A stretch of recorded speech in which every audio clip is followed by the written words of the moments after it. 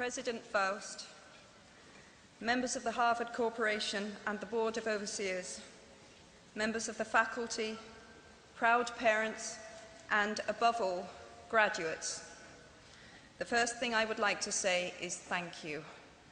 Not only has Harvard given me an extraordinary honor, but the weeks of fear and nausea I have endured at the thought of giving this commencement address have made me lose weight.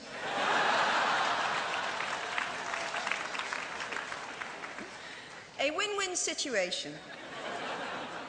Now all I have to do is take deep breaths, squint at the red banners, and convince myself that I am at the world's largest Gryffindor reunion.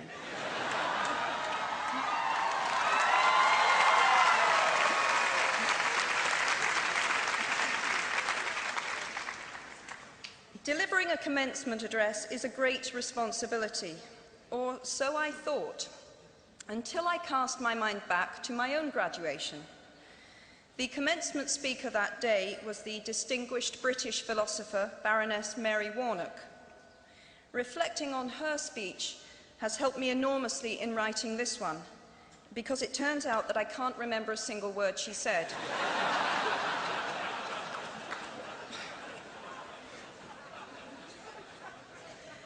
This liberating discovery enables me to proceed without any fear that I might inadvertently influence you to abandon promising careers in business, the law, or politics for the giddy delights of becoming a gay wizard.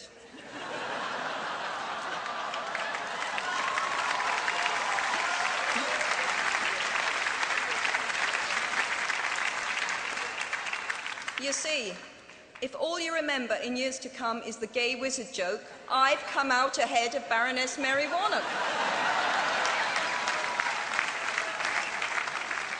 Achievable goals, the first step to self-improvement. Actually, I have racked my mind and heart for what I ought to say to you today. I have asked myself what I wish I had known at my own graduation, and what important lessons I have learned in the 21 years that have expired between that day and this. I have come up with two answers. On this wonderful day when we are gathered together to celebrate your academic success, I have decided to talk to you about the benefits of failure. And as you stand on the threshold of what is sometimes called real life, I want to extol the crucial importance of imagination. These may seem quixotic or paradoxical choices, but bear with me. Looking back at the 21-year-old that I was at graduation is a slightly uncomfortable experience for the 42-year-old that she has become. Half my lifetime ago, I was striking an uneasy balance between the ambition I had for myself and what those closest to me expected of me. I was convinced that the only thing I wanted to do, ever, was write novels. However, my parents, both of whom came from impoverished backgrounds and neither of whom had been to college, took the view that my overactive imagination was an amusing personal quirk that would never pay a mortgage or secure a pension. I know the irony strikes with the force of a cartoon anvil now, but... So they hoped that I would take a vocational degree. I wanted to study English literature. A compromise was reached that in retrospect satisfied nobody, and I went up to study modern languages. Hardly had my parents' car rounded the corner at the end of the road than I ditched German and scuttled off down the classics corridor. I cannot remember telling my parents that I was studying classics. They might well have found out for the first time on graduation day. Of all the subjects on this planet, I think they would have been hard put to name one less useful than Greek mythology when it came to securing the keys to an executive bathroom. Now, I would like to make it clear in parenthesis that I do not blame my parents for their point of view. There is an expiry date on blaming your parents for steering you in the wrong direction.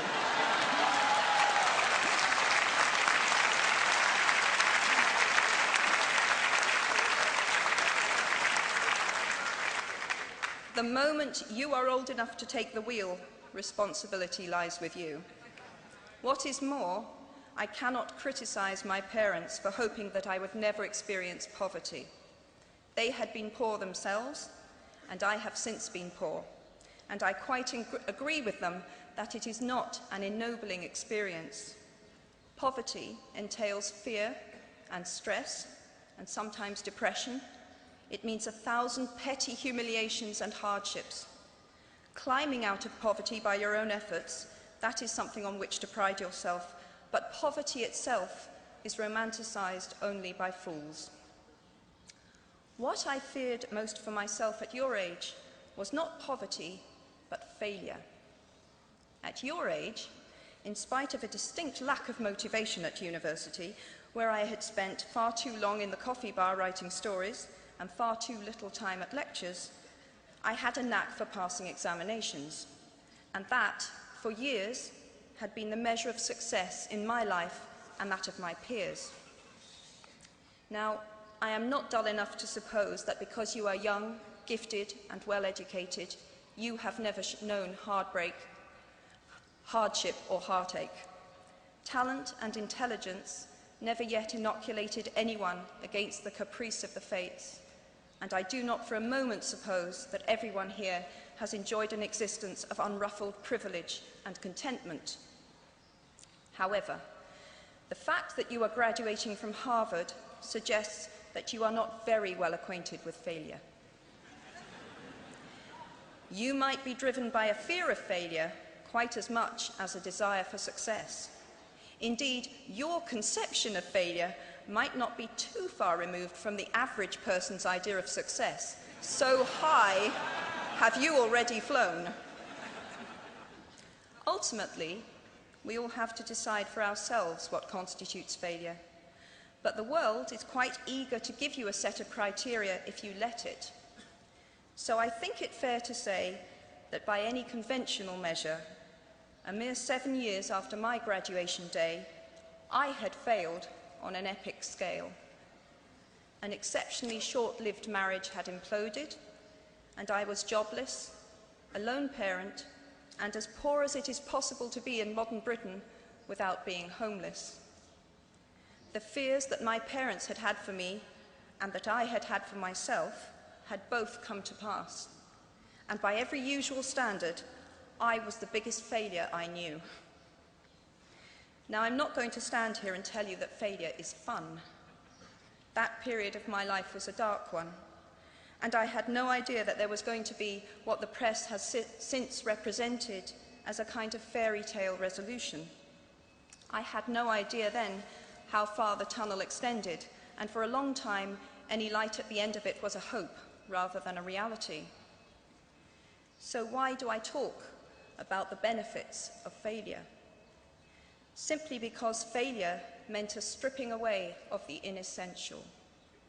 I stopped pretending to myself that I was anything other than what I was, and began to direct all my energy into finishing the only work that mattered to me.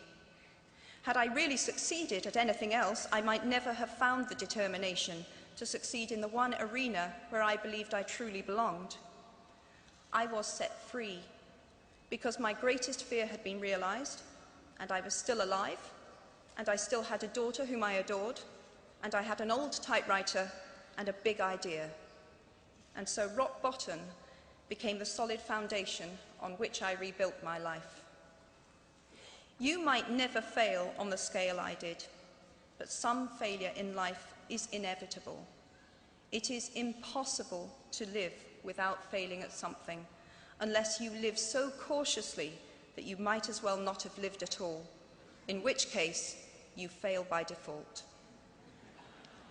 Failure gave me an inner security that I had never attained by passing examinations. Failure taught me things about myself that I could have learned no other way. I discovered that I had a strong will and more discipline than I had suspected. I also found out that I had friends whose value was truly above the price of rubies. The knowledge that you have emerged wiser and stronger from setbacks means that you are, ever after, secure in your ability to survive. You will never truly know yourself, or the strength of your relationships until both have been tested by adversity. Such knowledge is a true gift for all that it is painfully won, and it has been worth more than any qualification I ever earned. So given a time turner, I would tell my 21-year-old self that personal happiness lies in knowing that life is not a checklist of acquisition or achievement. Your qualifications, your CV, are not your life, though you will meet many people of my age and older who confuse the two. Life is difficult and complicated and beyond anyone's total control, and the humility to know that will enable you to survive its vicissitudes. Now, you might think that I chose my second theme, the importance of imagination, because of the part it played in rebuilding my life, but that is not wholly so. Though I personally will defend the value of bedtime stories to my last gasp, I have learnt to value imagination in a much broader sense. Imagination is not only the uniquely human capacity to envision that which is not, and therefore the fount of all invention and innovation. In its arguably most transformative and revelatory capacity, it is the power that enables us to empathise with humans whose experiences we have never shared. One of the greatest formative experiences of my life preceded Harry Potter, though it informed much of what I subsequently wrote in those books. This revelation came in the form of one of my earliest day jobs. Though I was sloping off to write stories during my lunch hours, I paid the rent in my early 20s by working at the African Research Department of Amnesty International's headquarters in London. There in my little office, I read hastily scribbled letters smuggled out of totalitarian regimes by men and women who were risking imprisonment to inform the outside world of what was happening to them. I saw photographs of those who had disappeared without trace, sent to Amnesty by their desperate families and friends. I read the testimony of torture victims and saw pictures of their injuries. I opened handwritten, eyewitness accounts of summary trials and executions, of kidnappings and rapes. Many of my co-workers were ex-political prisoners, people who had been displaced from their homes or fled into exile because they had the temerity to speak against their governments. Visitors to our offices included those who had come to give information or to try and find out what had happened to those they had left behind. I shall never forget the African torture victim, a young man no older than I was at the time, who had become mentally ill after all he had endured in his homeland. He trembled uncontrollably as he spoke into a video camera about the brutality inflicted upon him. He was a foot taller than I was and seemed as fragile as a child.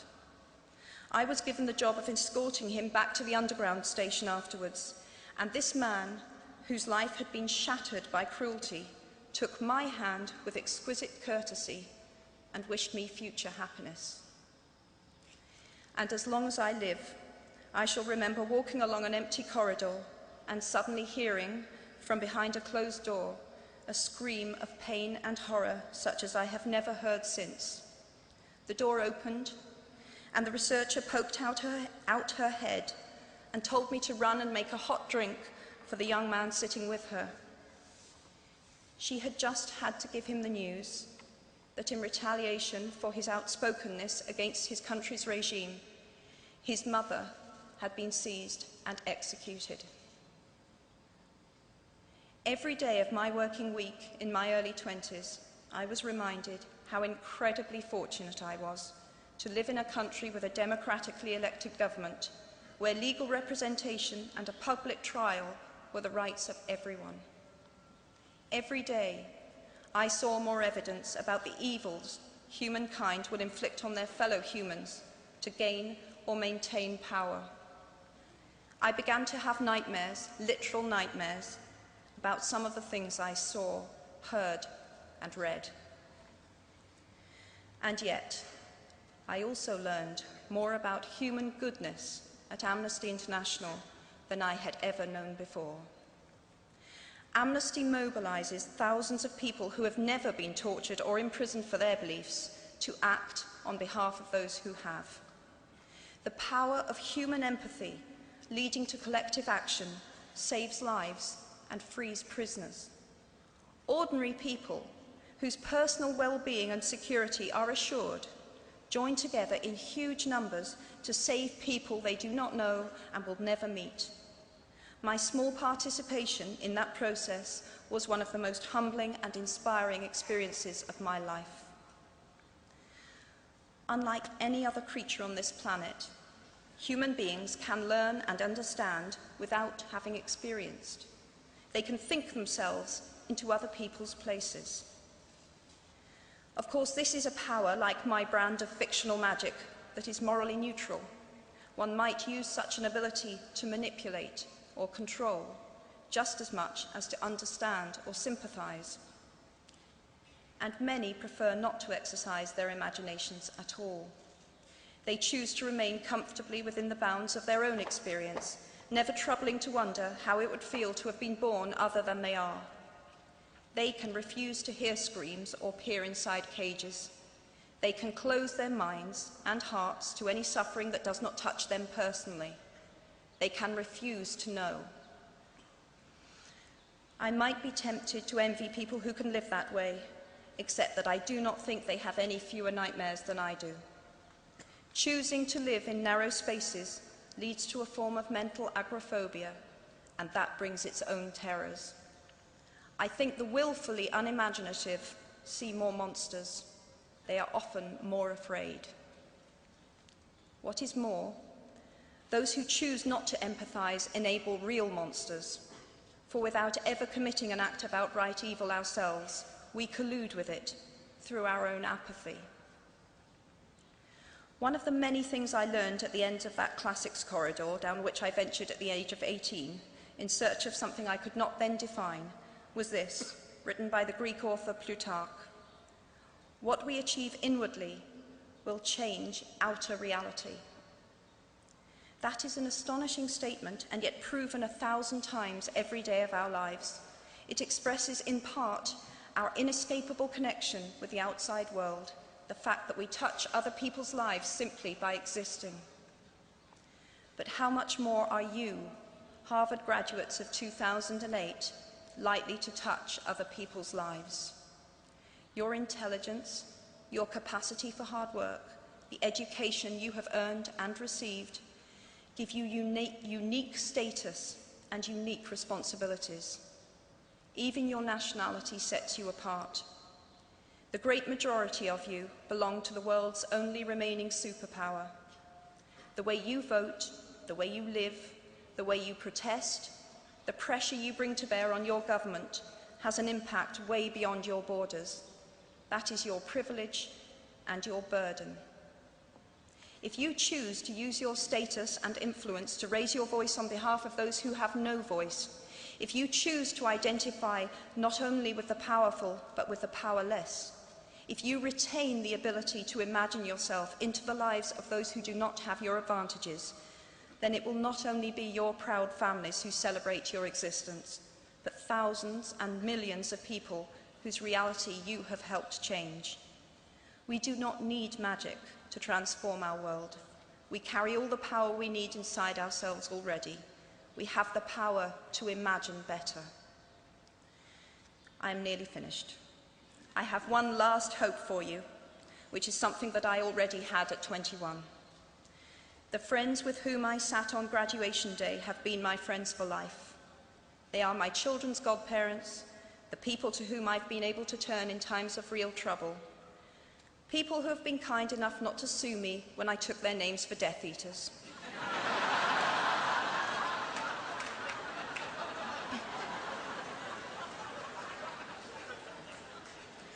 At our graduation, we were bound by enormous affection, by our shared experience of a time that could never come again, and of course, by the knowledge that we held certain photographic evidence that would be exceptionally valuable if any of us ran for Prime Minister.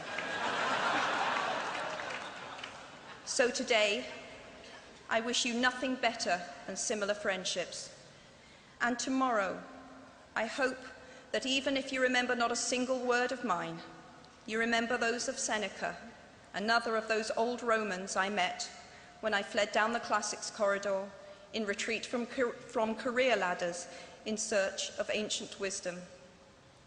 As is a tale, so is life.